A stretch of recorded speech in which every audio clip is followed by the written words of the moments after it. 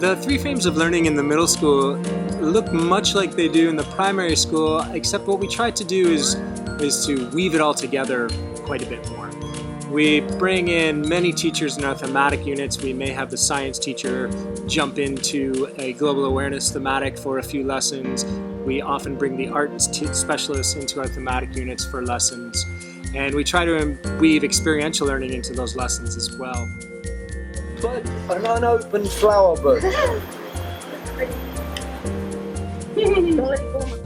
In the middle school, our thematics honor the 4 quadrants of learning, but then take a little more focus on the intellectual part. It's when students are starting to explore their world a little more and ask why a lot more, so we challenge them to be more analytical with our thematics in the middle school.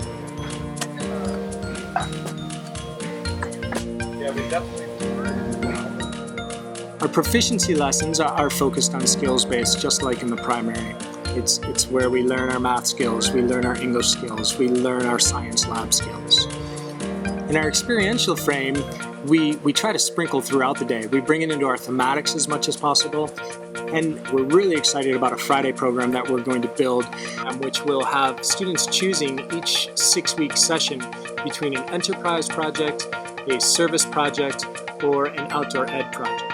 And service project will range from medicinal garden planting, working with orphanages, working with the Ayung River to monitor its health, and enterprise projects will be along the lines of building bike racks and bike shelters for the school, designing t-shirts for sale, and outdoor ed projects will be along the lines of orienteering skills out in the wilderness, lifeguarding skills on the beach, and stuff that gets really children out and active and outside, but building life skills along with it.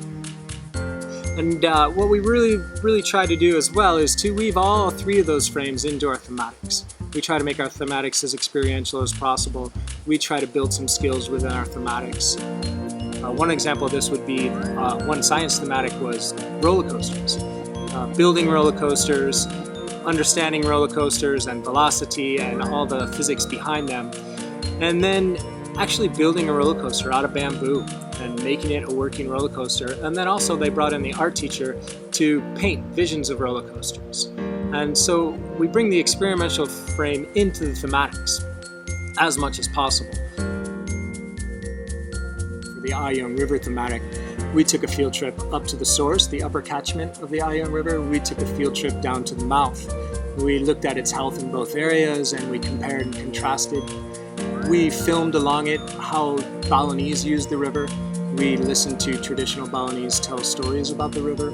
We wrote a song about the river. We filmed ceremonies going on along the river. One thematic lesson we did about the Bali starlings, we started with why conserve the Bali starlings? Like, why is it important that we save this animal from going extinct in the wild? And then we looked at how you go about saving an extinct animal and reintroducing it to the wild. What are the implications of it? What kind of connections do you have to make? And then we took an interpersonal look at it, and then we